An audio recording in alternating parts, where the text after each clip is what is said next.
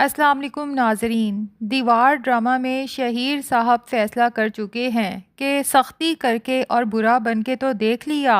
اب اچھا بننے کا ڈرامہ کر کے نہ صرف عافیہ اور احمر کو ایک دوسرے سے جدا کرنا ہوگا بلکہ ارم اور باسط کا گھر بھی خراب کرنا ہوگا۔ کیونکہ شہیر کو یہی لگتا ہے کہ ارم اگر عافیہ کو سپورٹ نہ کرتی تو عافیہ میں کبھی یہ جرأت نہ آتی کہ وہ اپنے باپ کی مرضی کے خلاف جا کے احمر سے نکاح کر سکے۔ شہیر صاحب چاہتے تو احمر کے ساتھ کچھ بھی کروا کے اپنی بیٹی کی احمر سے جان چھڑوا سکتے تھے، لیکن اب انہیں یہ بھی اندازہ ہو چکا ہے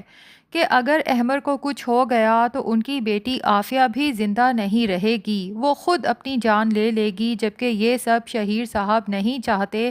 اور شہیر صاحب کو عافیہ سے کوئی محبت نہیں، دراصل وہ عافیہ کو صرف فہد کے ساتھ نکاح کرنے پر مجبور کرنا چاہتے ہیں، کیونکہ فہد کے باپ نے شہیر صاحب کے بزنس میں بہت بڑی انویسٹمنٹ کی ہے۔ اور یہ سب شاید فہد کی خاطر ہی کیا ہے، کیونکہ ہو سکتا ہے کہ فہد آلریڈی عافیہ کو چاہتا ہو۔ بہرحال اب شہیر صاحب جو گیم کھیل رہے ہیں، نہ عافیہ کو اس کی سمجھ آ رہی ہے نہ ہی ارم کو۔ گھر پر بھی شہیر صاحب جب ارم کا ہاتھ تھام کے اس سے اظہار محبت کرنے کی کوشش کرتے ہیں اور کہتے ہیں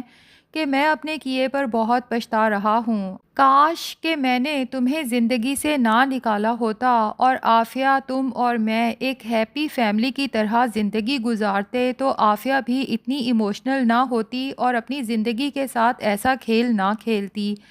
ارم کو لگتا ہے کہ شاید شہیر سچ میں پچھتا رہا ہے، لیکن اسے صاف کہہ دیتی ہے کہ اب ان باتوں کا کوئی فائدہ نہیں ہے شہیر، کیونکہ میں موو آن کر چکی ہوں اور باسط کے ساتھ بہت خوش ہوں۔ جس پر شہیر صاحب اپنا اگلا تیر پھینکتے ہوئے کہتے ہیں کہ ارم ابھی بھی بہت کچھ ہو سکتا ہے، اگر تم باسط کو چھوڑ کے میرے پاس واپس آ جاؤ تو۔ ارم تو شہیر کی یہ بات سن کے اندر تک کانپ جاتی ہے، لیکن جب اپنی یہ پریشانی عافیہ کے سامنے ظاہر کرتی ہے تو عافیہ کے دل میں بھی ایک حسرت سی جاگتی ہے کہ کاش یہ سب ہو سکے۔ اگرچہ اسے باسط صاحب بھی بہت پسند آئے ہیں، لیکن ظاہر ہے کہ وہ اپنے ماں باپ کو ہمیشہ ساتھ دیکھنا چاہتی ہے، جبکہ دوسری طرف شہیر صاحب بھی اپنی حرکتوں سے باز نہیں آتے۔ جب انہیں اچھے سے اندازہ ہوتا ہے کہ اس وقت ارم اور باسط ایک ساتھ ہوں گے، شاید آرام کر رہے ہوں، عین اسی وقت کال کر کے ارم کے سامنے اپنی تنہائی کا راگ الاپنا شروع کر دیتے ہیں، جبکہ ارم کو اس سے کوئی کنسرن نہیں کہ شہیر صاحب اکیلے ہیں، تنہا ہیں، وہ اپنے گھر میں بہت خوش ہے۔ لیکن شہیر جان بوجھ کے اپنی اگلی بات کرتے ہوئے کہتا ہے کہ ارم، کیا تم باسط سے طلاق لے کے میرے پاس واپس نہیں آ سکتی؟ ارم تو شہیر کی انسلٹ کر کے فون بند کر دیتی ہے کہ تمہاری یہ خواہش کبھی پوری نہیں ہو سکتی، لیکن باسط صاحب کو یہ سننے کے بعد جیسے بالکل ہی چپ لگ جاتی ہے، اور ان کے دل میں بھی شاید کہیں نہ کہیں یہ شک تو ضرور آ رہا ہوگا کہ ارم جو عافیہ کے بہانے بار بار اس گھر میں جاتی ہے،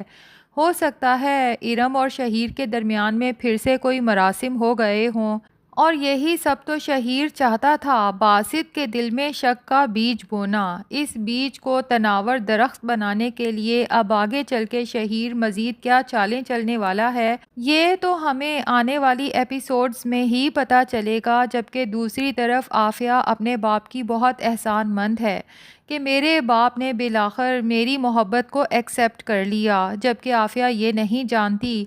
کہ شہیر وہی آگ عافیہ اور احمر کے رشتے میں بھی لگانے والا ہے جو ارم اور باسط کے رشتے میں لگائی ہے۔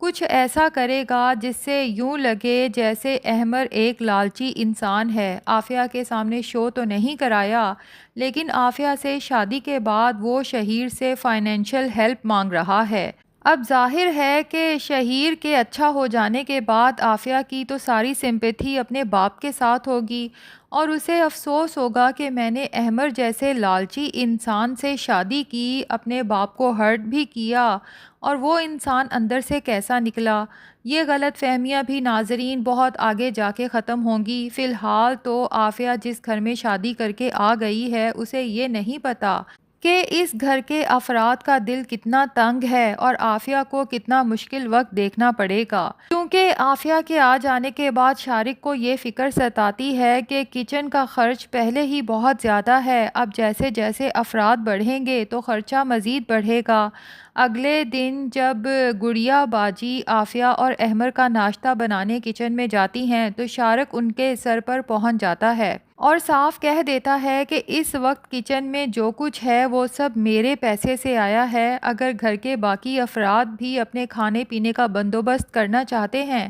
تو الگ سے کچن میں اپنا سامان رکھ سکتے ہیں۔ گڑیا باجی کو تو شارق کی یہ بات سن کے حیرت ہوتی ہے کہ آج تک گڑیا باجی بغیر کسی حساب کتاب کے کچن کا، گھر کا، ہر چیز کا خرچہ چلاتی رہیں۔ اگر گڑیا باجی کے حالات خراب نہ ہوتے تو انہیں تو کبھی اپنے بھائیوں کی اصلیت کا پتہ ہی نہ چلتا۔ یہ تو شکر ہے کہ احمر کی جاب ہو چکی ہے اور شارق کا مزید احسان نہیں لینا پڑے گا۔ خیر دوسری طرف شارق کی بیوی نازنین جو گڑیا باجی کے لیے ایک الگ ہی جال تیار کر رہی ہے ان کو اس گھر سے نکالنے کے لیے، لیکن نازنین یہ نہیں جانتی کہ دشمنی کی آڑ میں وہ گڑیا باجی کا دراصل فائدہ ہی کرنے والی ہے۔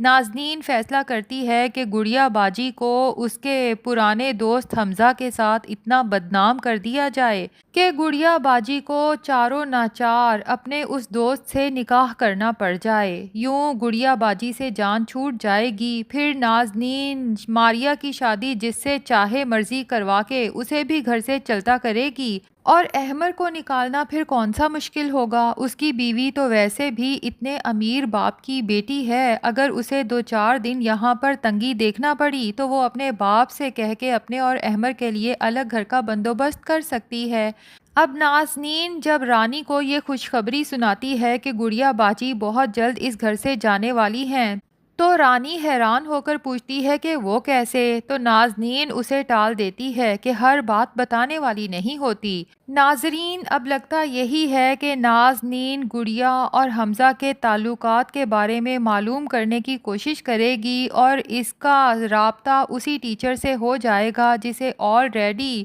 گڑیا باجی یعنی سعدیہ اور حمزہ کے ریلیشن شپ پہ شک ہو رہا ہے۔ جس طرح حمزہ سعدیہ پر مہربان ہوتا ہے، اس کی بیٹی کے لیے گفٹس لاتا ہے اور سعدیہ کافی دیر حمزہ کے آفس میں بیٹھی رہتی ہے، اب اس کا رابطہ جب نازنین سے ہوگا تو دونوں مل کے گڑیا اور حمزہ کو بدنام کرنے کی جب کوشش کریں گے تو اس کے بعد حمزہ خود سعدیہ سے کہے گا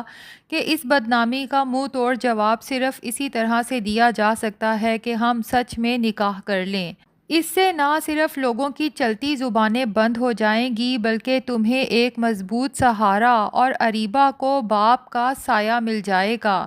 سعدیہ جو اپنی باقی کی زندگی ابرار کی یادوں کے ساتھ گزارنے کا فیصلہ کر چکی تھی، مجبوری کے تحت حمزہ سے شادی تو کر لے گی، لیکن شادی کے بعد جا کے اسے پتہ چلے گا کہ وہ کتنی مشکل زندگی گزارتی آئی تھی اور حمزہ کے ساتھ زندگی کتنی خوبصورت ہو چکی ہے۔ اور جناب نازنین کو یہاں بھی صبر نہیں آئے گا جب اسے اندازہ ہوگا کہ سعدیہ کا شوہر حمزہ تو بہت امیر کبیر ہے، کہاں تو شارق اور نازنین اس گھر میں سے سعدیہ کے چھوٹے سے حصے پہ قبضہ کرنے کے خواب دیکھ رہے تھے، اور کہاں اللہ تعالیٰ نے سعدیہ کو اس کے صبر کا اتنا اچھا اجر دیا